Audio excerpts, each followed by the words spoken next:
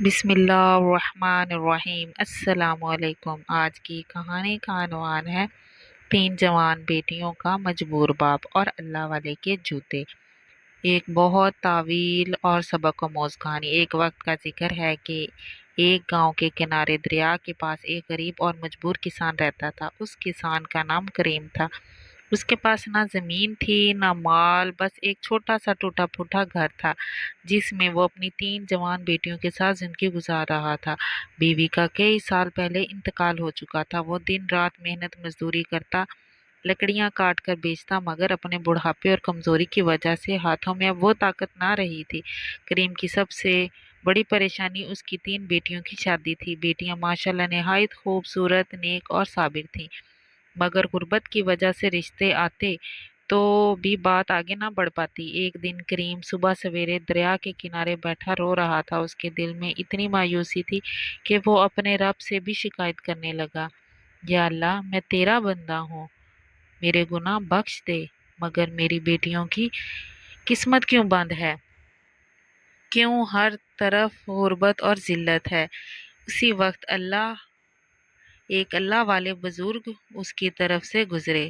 ان کے ہاتھ میں ایک لاٹھی تھی، سر پر پرانا ساما اور پاؤں میں پھٹے ہوئے پرانے جوتے۔ ان کی آنکھوں میں نور تھا، چہرے پر عجیب جلال اور سکون کا امتزاج۔ کریم نے انہیں سلام کیا۔ اللہ والے نے سلام کا جواب دیا اور پوچھا، کیا بات ہے بندے، اتنے غمگین کیوں بیٹھے ہو؟ کریم نے اپنا سارا حال سنایا، بیٹیوں کی غربت کا تقاضا کیا اور آنکھوں سے آنسو آ گئے۔ اللہ والے مسکرائے اور بولے، کریم، اگر تو صبر کرے گا تو تیرا رب تجھے اس غم سے نکالے گا، مگر اگر تو چاہے تو ایک آزمائش ہے، ایک راز ہے، کیا تو تیار ہے؟ کریم نے فوراً کہا، حضور، میں ہر آزمائش کے لیے تیار ہوں، بس بیٹیوں کا بوجھ اٹھایا نہیں جاتا۔ اللہ والے نے آہستہ سے اپنے پھٹے ہوئے جوتے اتارے، اور یہ جوتے معمولی نہیں تھے، یہ جوتے اللہ کی راہ کے مسافر کے قدموں کی مٹی سے بھرے ہوئے تھے۔ انہیں لے جا کر شہر کے بازار میں رکھ دینا اور کہنا، یہ اللہ والے کے جوتے ہیں، جو خریدنا چاہے قیمت مت مانگنا، جو دے دے وہ لے لینا، اللہ کے حکم سے کچھ ہوگا۔ کریم حیران تو ہوا، مگر حکم ماننے کے سوا کوئی راستہ نہ تھا۔ اگلے دن وہ شہر گیا اور جوتے لے جا کر بازار میں بیٹھ گیا۔ لوگ ہنسنے لگے، مذاق اڑانے لگے، ارے دیکھو، اللہ والے کے جوتے بیچنے آیا ہے۔ کریم شرمندہ ہونے لگا، مگر اسی وقت ایک خوش لباس تاجر وہاں سے گزرا۔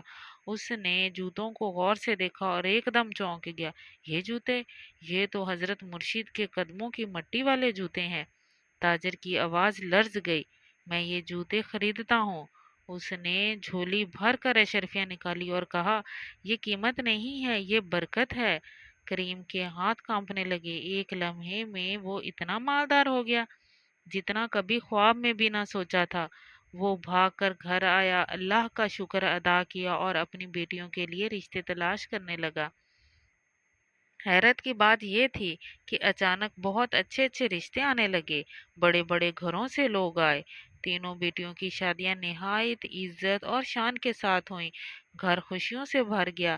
کریم دوبارہ دریا کے کنارے گیا اور اسی جگہ وہ رویا تھا، وہاں وہی اللہ والے بزرگ کھڑے تھے۔ کریم نے عاجزی سے کہا، حضور، آپ کا کرم تھا۔ بزرگ نے مسکرا کر کہا، کریم، یہ سب تیرا صبر کا انعام ہے۔ یاد رکھیں، آزمائش میں شکوہ نہیں کرتے، صبر کرتے ہیں، اور جو اللہ والے کی نشانی کی قدر کرتا ہے، اللہ اس کے نصیب کھول دیتا ہے۔ کریم کی آنکھوں سے آنسو نکل آئے، مگر اب یہ آنسو خوشی اور شکر کے تھے۔ اس کہانی سے ہمیں جو سبق ملتا ہے وہ یہ کہانی ہمیں یہ سکھاتی ہے کہ انسان پر چاہے جتنی بھی بڑی مشکل کیوں نہ آئے، اگر وہ صبر، دعا اور اللہ پر کامل یقین رکھے تو اللہ ایسے راستے کھول دیتا ہے جن کا انسان تصور بھی نہیں کر سکتا، اور اللہ والے کی نشانی کی عزت کرنے والے پر اللہ خاص کرم کرتا ہے۔ اگر آپ کو میری یہ کہانی پسند آئی ہے تو لائک شیئر ضرور کیجیے گا اور میرے چینل کو سبسکرائب کیجیے گا۔ اللہ حافظ۔